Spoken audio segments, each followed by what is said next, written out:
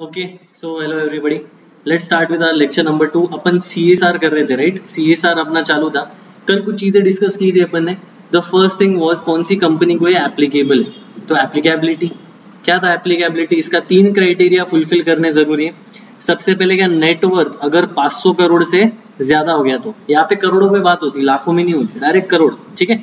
तो 500 करोड़ और मोर was net worth. फिर टर्नओवर, ऑब्वियसली सेल्स ज्यादा हो गए, कैश और ग्रेड सेल्स, तो वो कितना था 1000 करोड़ से अगर ज्यादा होगा तो वो, या फिर नेट प्रॉफिट 5 करोड़ से ज्यादा। तीनों में से एक भी क्राइटेरिया फुलफिल हुआ, सीएसआर एप्लीकेबल है। सेसेशन, फिर कब तक वो एप्लीकेबल रहेगा? सेसेशन मतलब ही क्या, कब तक वो सीएसआर एक्टिविटी एप्लीकेबल हो गया। एक बार अप्लाई हो चुका, 3 इयर्स कंटिन्यूअसली वो एप्लीकेबल होगा। नेक्स्ट ईयर तुम्हारा क्राइटेरिया फुलफिल भी नहीं हो रहा है, फिर भी वो अप्लाई होगा, उसके नेक्स्ट ईयर भी, उसके नेक्स्ट ईयर भी, 3 इयर्स कंटिन्यूअसली वो अप्लाई होगा, ठीक है। फिर वो जो कमिटी बनाते थे सीएसआर सी कॉर्पोरेट सोशल रिस्पॉन्सिबिलिटी कमिटी, तो वो दो उसमें थे। एक था पब्लिक कंपनी, ऐसे डायग्राम बना दोगे बुक में, बुक मेंटेन करना है, ठीक है। चैप्टर का नाम दे दो, ये ऐसे छोटे से पॉइंट्स लिख दो। पब्लिक कंपनी और प्राइवेट कंपनी। प्राइवेट कंपनी का तो सिंपल है, सिर्फ 2 डायरेक्टर्स भी रहे तो भी चलेगा, वहां जहाँ पे 2 डायरेक्टर्स है वो 2 डायरेक्टर रहेंगे तो भी चलेगा। पब्लिक में 2 क्राइटेरिया थे, जहाँ पे इंडिपेंडेंट डायरेक्टर कंपलसरी है। अपने को मालूम नहीं कौन है इंडिपेंडेंट डायरेक्टर, क्या है, पागल बंदा रहता है, कौन रहता है, इसका स्पेशल बात क्या है? मतलब ये अपने घर वालों के पैसों पे डिपेंडेंट है क्या? ऐसा कुछ नहीं। इंडिपेंडेंट मतलब क्या, जो कंपनी का फायदा या नुकसान नहीं देखेगा, वो शेयर होल्डर का फायदा या नुकसान देखेगा, स्टेक होल्डर्स का फायदा या नुकसान देखेगा, एथिकली काम करेगा। अभी ज्यादा कंसेप्ट समझ में नहीं आएगा, क्योंकि तुम बोलोगे ऐसा कौन सा डायरेक्टर होगा जो कंपनी का फायदा देखेगा नहीं। थोड़ा सा अगर सीरियस सी सेट में अगर थोड़ा सा याद होगा, इंडिपेंडेंट डायरेक्टर का एक कंसेप्ट था। इंडिपेंडेंट मतलब ही क्या, is not concern with the profitability of the company, he is concern with moral interest, moral ethical social interest of stake holders. जहाँ पे इंडिपेंडेंट डायरेक्टर कंपलसरी, तो सर 3, जिसमें से एक कौन होना चाहिए, 1 इंडिपेंडेंट डायरेक्टर होना चाहिए, बराबर, यही था क्या? देखो यहाँ पे, ठीक है, 3 डायरेक्टर्स, जहाँ पे 3 डायरेक्टर्स, एटलीस्ट 1 इंडिपेंडेंट डायरेक्टर। पर जहाँ पे इंडिपेंडेंट डायरेक्टर अपॉइंट करने की जरूरत नहीं है, वहां पे कितने, आईडी नॉट कंपलसरी, तो वहां पे 2 हुए तो भी चलते थे ना, वहां पे 2 हुए तो भी चलेंगे, बराबर ना, 2 और मोर डायरेक्टर्स, ठीक है। प्राइवेट कंपनी में भी 2 ही थे, सेम प्राइवेट और इसका सेम ही, प्राइवेट और ये दोनों सेम ही। चल, अभी क्वेश्चन ये हो सकता है किसी का कि सीएसआर एक्टिविटीज मतलब क्या होगा, कहाँ पे पैसा डालेगी तो वो सीएसआर होगा। अगर थोड़ा सा कॉर्पोरेट वर्ल्ड से तुम्हारा लेना देना है, तुम्हारे घर वाले कोई कंपनी में है, तो सीएसआर वर्ड काफी बार सुना होगा तुमने। सीएसआर मतलब ही क्या, जहाँ पे तुम पब्लिक इंटरेस्ट के लिए, कहाँ पे तुम भी प्रोजेक्ट शुरू कर रहे हो या एक प्रोग्राम या एक्टिविटी कंडक्ट कर रहे हो, बट कौन सा प्रोग्राम या एक्टिविटी होगा, कोविड रिलेटेड एक्टिविटी, तो वो अभी सीएसआर में आई जाएंगे ऑब्वियसली। और देखते क्या क्या एक्टिविटीज रहेंगी, ठीक है। The CSR activity shall be taken by the new company as per the CSR policy as projects or activities। मतलब तुम न्यू एक्टिविटी या न्यू प्रोग्राम शुरू कर सकते हो, या जो काफी सालों से चलते आ रहा है वो। मैंने जैसे कल एक एग्जांपल दिया था वो कैप जेमिनी कंपनी का, तो उन्होंने क्या रखा था कि विमेन एम्पावरमेंट लास्ट ईयर रखा था, वो अभी लास्ट ईयर का प्रोग्राम वो खत्म होगा, अभी दिस ईयर में भी they will be looking into Covid related projects, next year they will be looking into another projects. तो न्यू प्रोजेक्ट्स भी शुरू कर सकते हैं, जो एग्जिस्टिंग चालू थे जैसे विमेन एम्पावरमेंट लास्ट ईयर का, वो भी कंटिन्यू कर सकते। Excluding activities undertaken in pursuance of normal course of business. अभी एकदम भारी आइडिया बताता हूँ कुछ लोगों की, ठीक है। रिलायंस अभी काफी चीजों में, ठीक है, रिलायंस ज्वेल्स है, तुम्हारा फेवरेट जियो है, ठीक है। फिर मार्ट, रिलायंस स्मार्ट अभी वो इसमें फूड मार्ट में भी आ गया, काफी ज्यादा चीजों में। रिलायंस का हॉस्पिटल भी एक कोकिलाबेन हॉस्पिटल, ठीक है। कोकिलाबेन हॉस्पिटल जो है वो अभी हॉस्पिटल है, तो ऑब्वियसली लोगों को वहां पे ट्रीट ही करेगा। वहां पे कुछ वो गरीब लोगों को भी ट्रीट करते कभी कभार, बट वहां पे मेजोरिटी रिच लोग जाते। फैसिलिटीज ऑब्वियसली वहां पे एकदम वर्ल्ड क्लास है, मतलब हेलीकॉप्टर वहां पे लैंड हो सकता है। अगर एक वीआईपी पर्सन है जिसको लेट से हार्ट अटैक आया, तो वो हेलीकॉप्टर उसको पिक करेगा, जहां भी पॉसिबल उसको पिक करेगा डायरेक्टली, क्योंकि मुंबई की ट्रैफिक, राइट। और वहां पे वो हेलीपैड, वो हॉस्पिटल के ऊपर ही बना, वो हेलीपैड पे लैंड करेगा। मतलब एयर एम्बुलेंस कंसेप्ट है, जो यूएस में काफी है, इंडिया में एयर एम्बुलेंस उसका कंसेप्ट है। तो इतना भारी हॉस्पिटल, सोचो, तो उनका एक पार्ट ऑफ बिजनेस भी क्या है, वो हॉस्पिटल। तो अगर रिलायंस ने कुछ पैसा हॉस्पिटल में डाल दिया, ये बोल के कि ये सीएसआर है, चलेगा नहीं। मतलब अगर रिलायंस को लेट्स से सीएसआर में 100 करोड़ रुपीस डालने के एग्जाम्पल देता हूँ, वो अपने हॉस्पिटल में ट्रांसफर कर देंगे, कोकिलाबेन हॉस्पिटल में ट्रांसफर कर देंगे और वो मतलब अपना ही पैसा अपन ही रखेंगे। मतलब मेरे को 100 करोड़ किसी और को देना है, मैंने कोई मेरे रिलेटिव को पैसा दे दिया तो क्या एट द एंड पैसा मेरे ही पास है ना, तो ऐसा चलेगा क्या? नहीं। जो तुम्हारा बिजनेस है, हॉस्पिटल भी उनका बिजनेस ही है, तो वो बिजनेस में वो पैसा नहीं दे सकते। काफी लोगों ने वरना ये आइडिया शुरू कर दिया। द CSR कमिटी में decide to undertake activities approved by the board. तो बोर्ड जो डिसाइड करेगा वो, a company established under section 8, section 8 company अगर तुमको मालूम होगी, होनी चाहिए वो। सेक्शन 8 कंपनी मतलब ही क्या? Not for profit company, not for profit. इसका अकाउंटिंग क्या रहता है 12th में, राइट? तो नॉट फॉर प्रॉफिट एनपीओ। तो एनपीओ अगर ऑलरेडी कोई कंपनी है तो फिर उसको वो कमिटीज जो भी अप्रूव हो गए वो, तो through a company established under section 8 of the act or a registered trust, registered society established by the company either singly or along with any other company. मतलब क्या? कंपनी जैसे रिलायंस खुद ये सारा CSR का पैसा हैंडल कर सकता है, उससे बेटर क्या एक एनजीओ सेक्शन 8 कंपनी। मतलब अगर बीइंग ह्यूमन, एक एग्जांपल दे रहा हूँ, बीइंग ह्यूमन एक एनजीओ है अगर, एक एग्जांपल, तो बीइंग ह्यूमन को वो पैसा दे सकता है, या फिर एक रजिस्टर्ड सोसाइटी या एक रजिस्टर्ड चैरिटेबल ट्रस्ट, तिरुपति मंदिर वगैरह, ऐसे कुछ भी चलेगा, तो वो उनको भी वो पैसा डोनेट कर सकते हैं। Or a company established under section 8 or a registered trust or registered society established by the central state or any other act of the central or state legislature. मतलब यहाँ पे गवर्नमेंट रिलेटेड कुछ चीजें आ गई। देखो, established by the central state government, government पे तो लोगों का भरोसा है ही नहीं, बराबर। Further, if the board decides to undertake its CSR activities approved by the CSRC through a company established under section 8, तो उन्होंने एक सेक्शन 8 कंपनी, मतलब क्या नॉट फॉर प्रॉफिट कंपनी उन्होंने खुद ही बनाई है, या जो ऑलरेडी कंपनी उसको पैसा दे रहे, या एक रजिस्टर्ड चैरिटेबल ट्रस्ट है, या एक रजिस्टर्ड सोसाइटी। सोसाइटी मतलब ऐसे सॉर्ट ऑफ ट्रस्ट रहता है, बट ट्रस्ट में कैसा रहता है, जो पर्सन फॉर्म करता है वो ट्रस्ट वो चलाता नहीं, बट सोसाइटी में जो मेंबर्स फॉर्म करते हैं वही चलाते हैं, बस फर्क यही है और कुछ भी नहीं। Other than those specified above, such trust or society shall have an established track record of 3 years। मतलब पीछे जो एक बार अगर मैंने ट्रस्ट बनाया, 3 साल मैंने काम करना है ये फील्ड में, चैरिटेबल फील्ड में, फिर मैं किसी के CSR प्रोजेक्ट ले सकता हूँ। समझा क्या? ये भी काफी सीए लोग क्या करते हैं, ये जो है ये सेक्शन 8 कंपनी ऐसे बना देते हैं। ये जो सेक्शन 8 कंपनी अपन ने पढ़ा ना अभी, सेक्शन 8 चैरिटेबल ट्रस्ट या ऐसे कुछ बना देते हैं, 3 साल झोल मार के कुछ भी फाइनेंशियल रिटर्न वगैरह भरते हैं, और फिर अगर लेट्स से रिलायंस से 100 करोड़ रुपए लिए, तो क्या करते हैं, 100 करोड़ रुपए लिए ना, 30% अपने पास रख देते और 70% रिलायंस के डायरेक्टर्स को वापस ब्लैक में लौटा देंगे। मतलब क्या करेंगे, जो 100 करोड़ का डोनेशन है 30% खुद रख लेंगे, 30% अपना कमीशन, 70% रिलायंस, मतलब रिलायंस में जो भी है, तो उसको वापस लौटा देंगे कैश में। ऐसे बहुत लोग करते हैं। मतलब मैं एग्जैक्टली ऐसे नहीं बोल रहा हूँ कि सीए का ही नाम बदनाम कर रहा हूँ, but CAs are obviously good at accounting. तो ये अकाउंटिंग ही हुआ, 30% अपन ने रख लिया और 70% लौटा दिया। डायरेक्टर्स का भी फायदा और इसका फायदा, बट पब्लिक की तो लग गई ना इसमें। This is not relevant for your syllabus, ये प्रैक्टिकल लाइफ का मैंने बताया, ठीक है। तो ऐसा कोई भी ना करे, इसलिए 3 साल का उसका बैकग्राउंड चेक होना चाहिए। मतलब 3 साल उसने ऐसे सिमिलर प्रोजेक्ट्स या प्रोस्पेक्ट्स उसमें चैरिटेबल प्रोग्राम अंडरटेक करना चाहिए। Modalities of utilization of funds, पैसा कहाँ पे जा रहा है प्रोजेक्ट्स में, रिपोर्टिंग मैकेनिज्म, मतलब उसका ऑडिट वगैरह सब ये सीए थ्रू होना चाहिए। होता है, झोल चलता है, अभी मैं ज्यादा नहीं बोलता। कंपनी में ऑल्सो कोलैबोरेट मतलब क्या, दूसरे कंपनियों के साथ मिलके एक कॉमन फंड चालू कर सकता है। मतलब अगर रिलायंस, टाटा, इंफोसिस, ठीक है, और भी एवेन्यू सुपर मार्ट्स, ऐसे और इन नंबर ऑफ कंपनीज ले लो, सारों ने मिलके एक कंपनी बना दी चैरिटेबल सोसाइटी, तो वैसा भी चलेगा। CSRC of the respective companies are in position to report separately. हाँ, सिर्फ तुमने कितना पैसा डाला है और सामने वाला क्या कर रहा है, इतना रिपोर्ट करके आना चाहिए, बस that's it. The CSR projects or program activities in India shall only amount to CSR expenditure। ये एक मेन बात है, ठीक है। अभी काफी क्रिकेटर्स ऐसे हो रहे थे, मतलब अभी वो तो तुमको भी मालूम है, युवराज सिंह, हरभजन सिंह, ठीक है, वो बोल रहे थे कि वो कोविड से काफी फटका बैठा है, तो शाहिद आफरीदी का फाउंडेशन है, तुम पाकिस्तान में पैसा दो। बोले पटता है कि तुम्हारी बुद्धि को, यहाँ पे इंडिया में ऑलरेडी लोगों की बुरी हालत है, यहाँ पे इंडिया में कोविड रिलीफ कम पड़ रहे हैं, और ये जो 2 क्रिकेटर्स है, बात कोई भी करे, बट अपना पैसा कोई और कंट्री में जा रहा है, वो पाकिस्तान में कोई भी हो, पाकिस्तान में तो जाना भी नहीं चाहिए, बट वो पाकिस्तान में पैसा जा रहा है। जो लोग इंडिया को पैसा ना मिलके वो बाहर आउट ऑफ इंडिया जा रहा है, इज इट राइट और wrong? This is wrong. Why? Because जो इंडिया में लोगों की बुरी हालत है, पहले इंडिया को सुधारो। मतलब अगर तुम्हारे पास 10 लाख है, ये घर वालों का एकदम भारी एग्जाम्पल देता हूँ, तुमको पटेगा अगर if you have experience this. तुमने अगर घर वालों को पैसा मांगा, मेरे को 2 लाख रुपए दो, मेरे को एक सेकेंड हैंड कार चाहिए या फिर 2 व्हीलर चाहिए, चलो 1 लाख की, 50,000 की bike.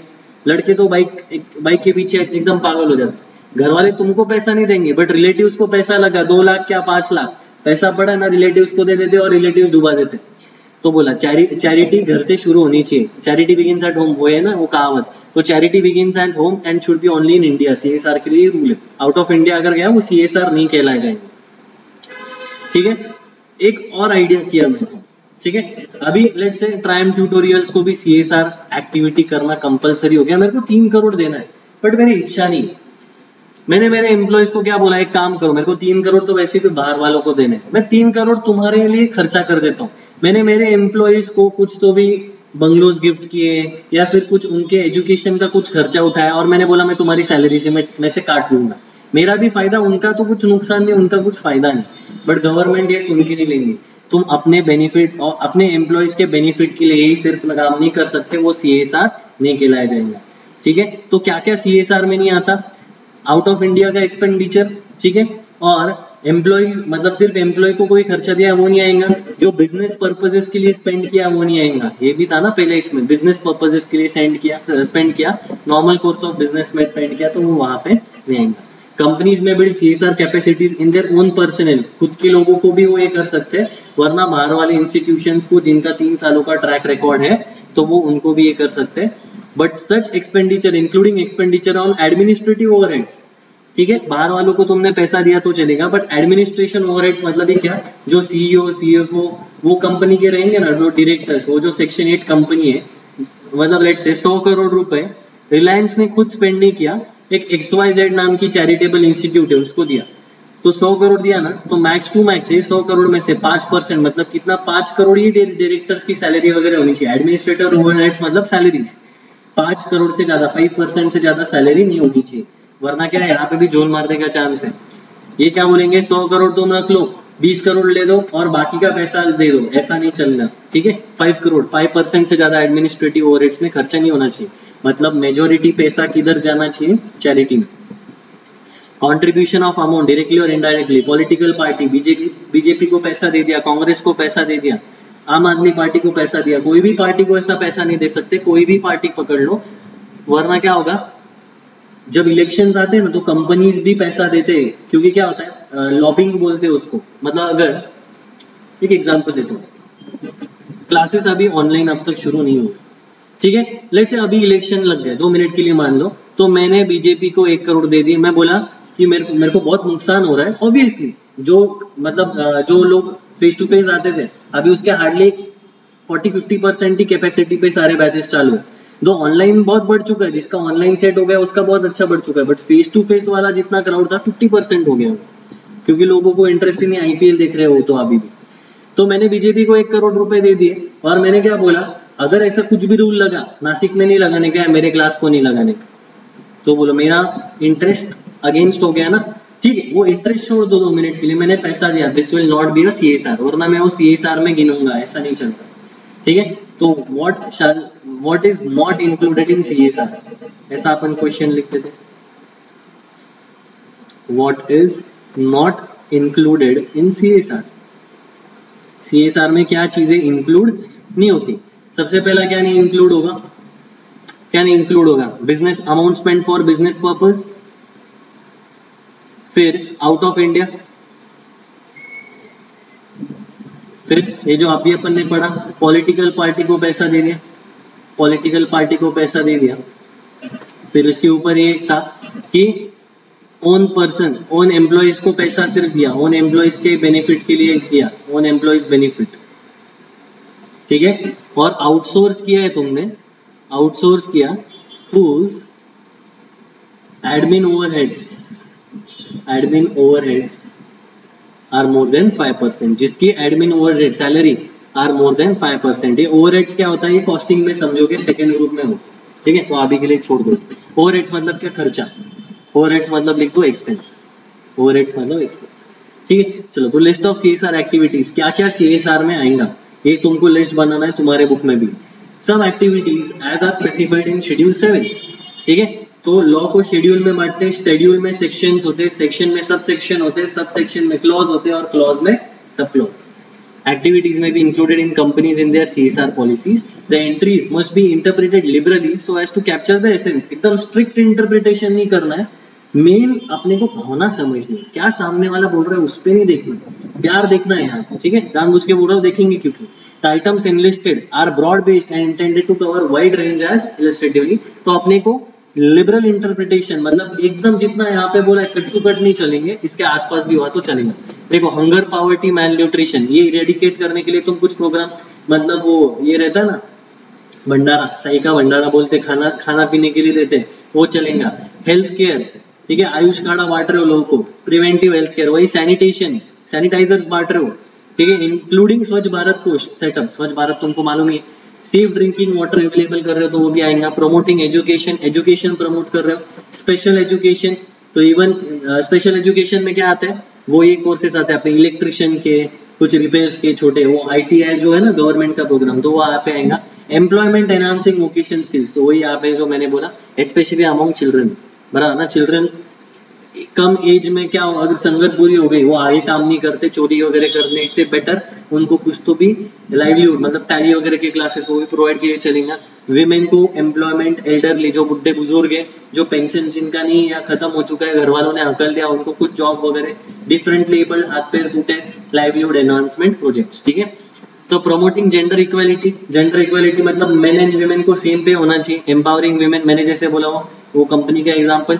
Setting up homes and hostels for women and orphans, बराबर, जो रेस्क्यूड प्रोस्टिट्यूट रहती है या फिर जो बच्चों को छोड़ दिया ऐसे अनाथ बच्चे, setting up old age homes, तो वो भी एकदम नॉवेल काम है सारे। Day care centres, day care मतलब ही क्या, ये बुजुर्ग वगैरह जिनका घर वालों ने छोड़ दिया है पर उनको रहने के लिए मतलब उनके पास पैसा है बट रहने के लिए जगह वगैरह नहीं है, तो थोड़ा उनसे पैसा लेने का और उनको सर्विसेज प्रोवाइड करने की। Such other facilities for senior citizen, reducing inequalities faced by socially and economically backward groups, ठीक है। पिछले जो वर्ग है तो उनको इकोनॉमिक फटका कम बैठे ऐसा तुम प्रोग्राम चलाओगे। एंश्योरिंग एनवायरमेंट सस्टेनेबिलिटी मतलब एनवायरमेंट के लिए कुछ तो भी ये करना, मतलब सोलर पैनल्स तुम लोगों को ये कर रहे हो, प्रमोट कर रहे हो, फ्री में बांट रहे हो कुछ, या फिर क्लीन वाटर, ऐसे कुछ ecological balance, protection of flora and fauna. और मुंबई का जुहू बीच कितने बार ऐसे कुछ अच्छे सिटीजन से वो क्लीन करते खुद।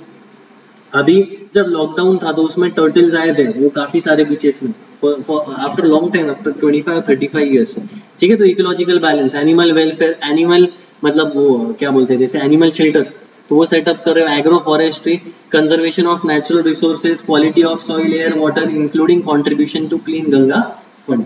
तो एनवायरमेंट के लिए कुछ भी करोगे again a very good thing, ठीक है। प्रोटेक्शन ऑफ नेशनल हेरिटेज मतलब ताज खराब ना हो तो उसके लिए कुछ डोनेशन, उसके लिए कुछ ये कर रहे हो, स्टेप्स ले रहे हो। आपने जो हिस्टोरिकल साइट्स है, आर्कियोलॉजिकल जो काफी इंपॉर्टेंट साइट्स है, पब्लिक लाइब्रेरीज, उनको प्रोटेक्ट और उनके डोनेशन भी CSR में आ जाएगा।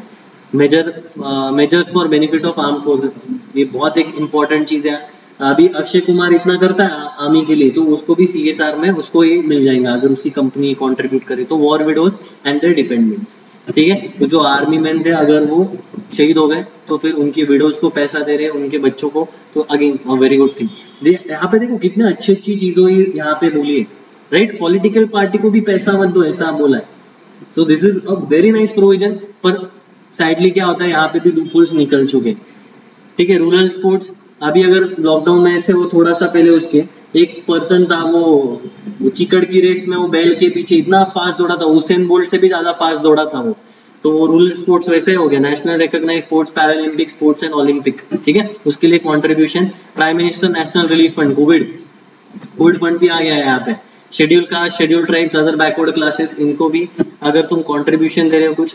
फंड सेटअप बाय CG और SG, देखो बाढ़ आता है Assam relief fund, chief minister of Assam, chief minister of Kerala, ये सारे जिधर जिधर बाढ़ इफेक्ट होते हैं कंट्रीब्यूशन दिया, दैट इज कवर्ड हियर, वो CSR में आ जाता है।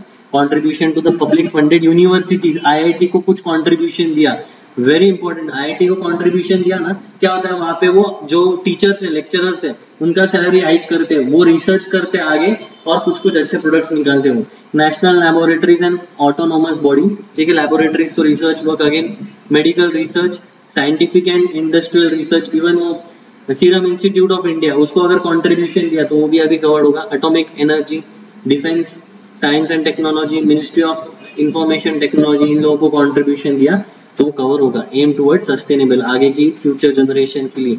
रूरल डेवलपमेंट के लिए कुछ प्रोग्राम, स्लम एरिया डेवलपमेंट मतलब क्या, अफोर्डेबल हाउसिंग, जो झोपड़पट्टी में लोग रहते हैं उनके लिए अगर कंस्ट्रक्शन किया तो यहाँ पे आएगा। एनी एरिया डिक्लेयर्ड, ठीक है। डिजास्टर मैनेजमेंट, कोविड जो है ना वो डिजास्टर मैनेजमेंट एक्ट के अंडर कवर्ड होता है। कोविड, कोरोना, तो डिजास्टर के लिए कुछ भी हुआ तो इसलिए कोरोना यहाँ पे कवर हो जाएगा। तो in determining CSR activities, preference to be given to local areas. अगर मैं महाराष्ट्र में काम करता हूँ तो मैंने महाराष्ट्र के लिए कुछ करना चाहिए ना।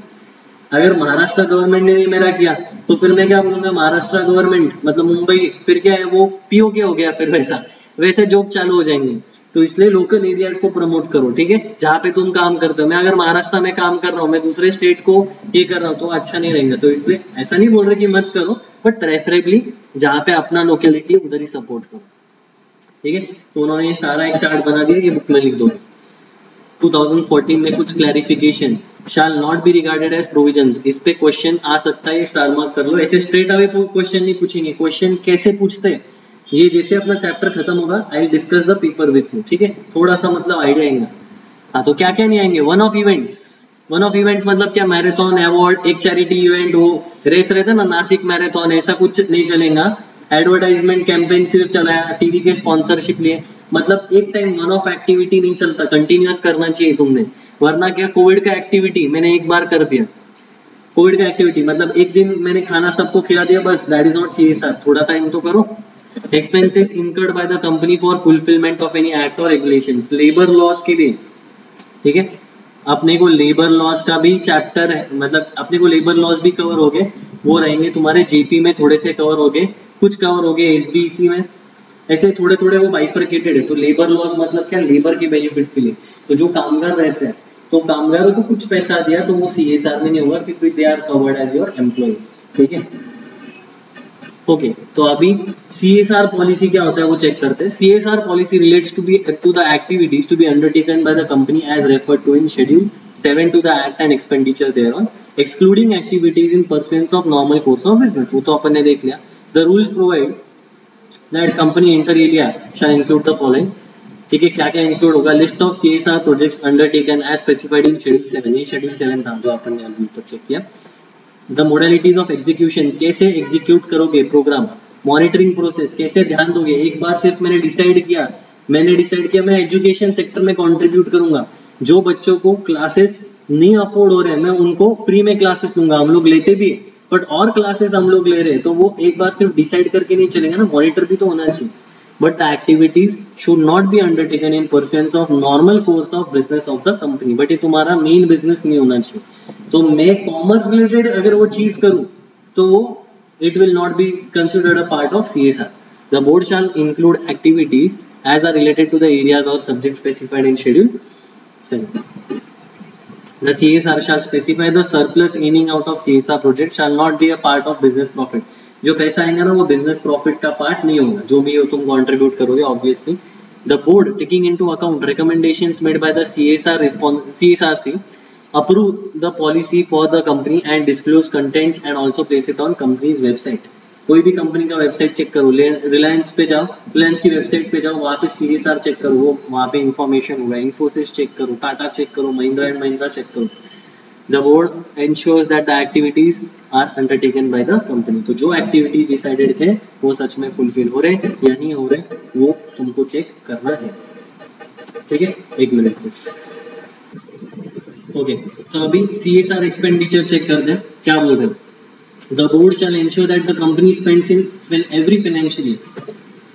अभी इतना सब पढ़ने के बाद तुम्हारा क्वेश्चन होगा कि कितना पैसा खर्चा करना है। Is it depending on the turnover? Is it depending on the net profit? या फिर कंपनी जितना बड़ा है या फिर उसका ओनर्स, या फिर कुछ भी अमाउंट नहीं, कोई कितना भी अपने मन से भी दे सकता है। ऐसा कुछ नहीं, अपने मन से दिया तो अंबानी 10 लाख रुपए देगा और टाटा पूरा पैसा लुटा देगा, तो ऐसा नहीं है। The board of every company shall ensure company spends in every financial year at least 2% of average net profits during the last immediately 3 preceding financial years. बता दो एग्जाम्पल, ठीक है, लिख लोगे। ईयर 2017 में मेरा प्रॉफिट हुआ 5 करोड़, मतलब CSR एप्लीकेबल हो गया, नेट प्रॉफिट।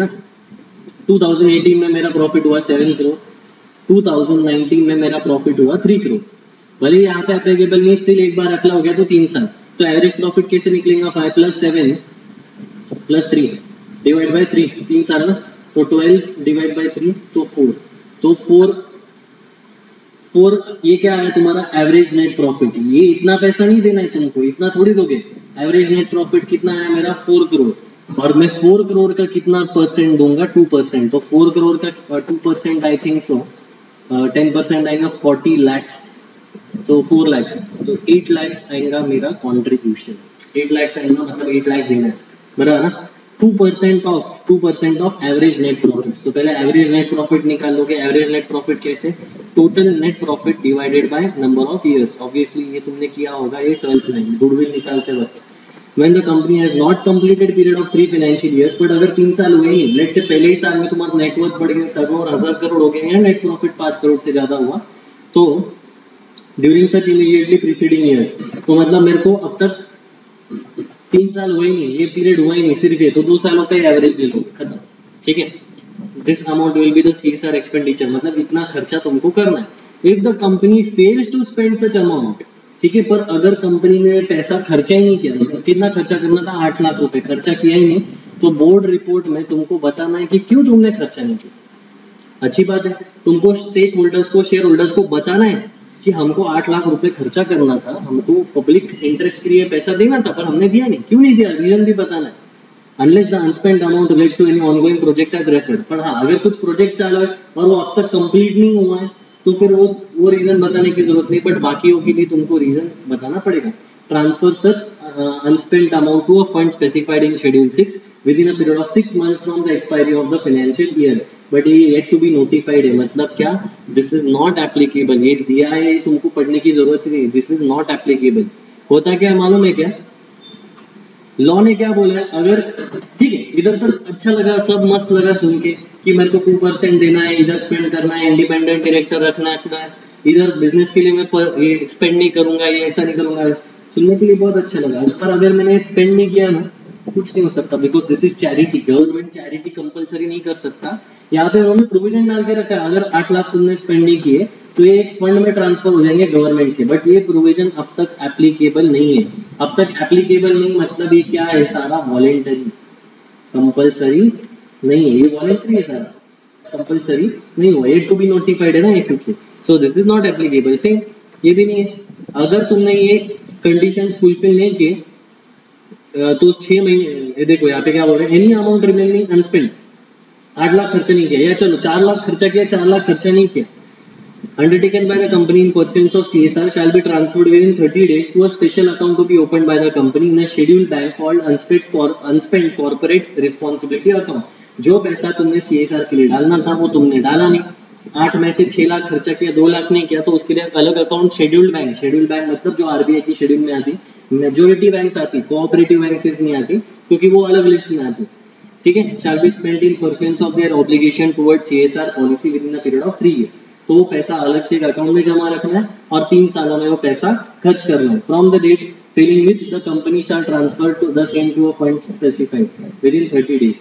3 सालों में अगर तुमने खर्चा नहीं किया तो गवर्नमेंट के फंड में ट्रांसफर करना पड़ेगा। लोकल एरियाज को प्रेफरेंस देना है, ये तो अपन ने ऊपर ही पढ़ा था। एक्सपेंडिचर इंकर्ड ऑन द मतलब activities carried only in India, सिर्फ जो इंडिया में करोगे वो आउट ऑफ इंडिया कंट्रीब्यूशन नहीं काम आएगा। Such expenditure on projects relating to CSR activities, ठीक है, CSR के लिए कुछ भी खर्चा किया तो आएगा। Any expenditure on an item not in conformity और नॉट इन लाइन और following with in the area shell not B permissible. जो ऊपर चीज नहीं आई वहां पे देखो, कम्युनल कुछ चीज था क्या, हिंदुओं को पैसा दिया, मुस्लिमों को पैसा दिया, ऐसे अलाउड नहीं, कास्टिज्म नहीं कर सकते तुम, इवन रेसिज्म नहीं चलेगा। तो अगर ऐसे मतलब अगर कोई मूवमेंट सपोर्ट कर रहे हो, ब्लैक लाइव्स मैटर सपोर्ट कर रहे हो तो अच्छा है, बट अगर तुम व्हाइट सुप्रीमेसिस्ट को सपोर्ट कर रहे हो तो नहीं चलेगा। Expenditure incurred in undertaking normal course of business will not form, ये तो अपन ने पढ़ा ही, क्लियरली डिस्टिंग्विश। एनी सरप्लस, जो पैसा ज्यादा बचा मतलब 8 लाख खर्चा करना था, 7.5 लाख में ही काम हुआ, बचा हुआ अपना प्रॉफिट नहीं है, वो अलाउड नहीं होगा। Expenditure incurred by foreign company, foreign holding company, foreign की कोई कंपनी है, उन्होंने खर्चा किया, वो इंडियन सब्सिडरी थ्रू भी खर्चा कर सकते हैं, जो अलाउड भी आर राउटेड, ठीक है, चलता है, ठीक है। चलो फिर आज के लिए अपन इधर रोकेंगे, कल ये चैप्टर अपना खत्म हो जाएगा आज, इसलिए थोड़ा सा मैं ज्यादा सेशंस नहीं ले रहा हूँ, एक 3-4 दिन अपन ऐसे ही स्लो स्पीड रखेंगे। एक 3-4 स्टूडेंट्स पूछ रहे थे कि क्लासेस अपने लाइव क्यों नहीं है, प्रॉब्लम क्या है, ये जो एक लेक्चर है, मतलब कल तो भी मैंने क्वालिटी थोड़ा सा लो रखा था, नॉर्मल ये एक लेक्चर का मतलब ये डेटा आज का मिनिमम लेक्चर रहेगा 600 to 700 MB का मिनिमम, ठीक है। हर एक को नेट एक्सेसिबल नहीं, अच्छे एरियाज में भी आज नेट का बहुत प्रॉब्लम चालू है, इसलिए अपन थोड़े दिन ऐसे ही कंटिन्यू करेंगे रिकॉर्डेड सेशंस, फिर बाद में अपन लाइव क्लासेस का थोड़ा मेरे को क्वालिटी का सेटिंग सिर्फ एडजस्ट करना पड़ेगा, ताकि सबको एक्सेसिबल हो, फटाफट स्ट्रीम हो, वरना फिर वो बफरिंग में आदमी उधर ही मर जाएंगे। ऑलरेडी लेक्चर्स को लोगों को ज्यादा देखने की इच्छा नहीं, क्योंकि पढ़ाई की इच्छा नहीं, अभी तो रिजल्ट लगा, राइट, ठीक है। चलो फिर आज के लिए रुक जाते हैं।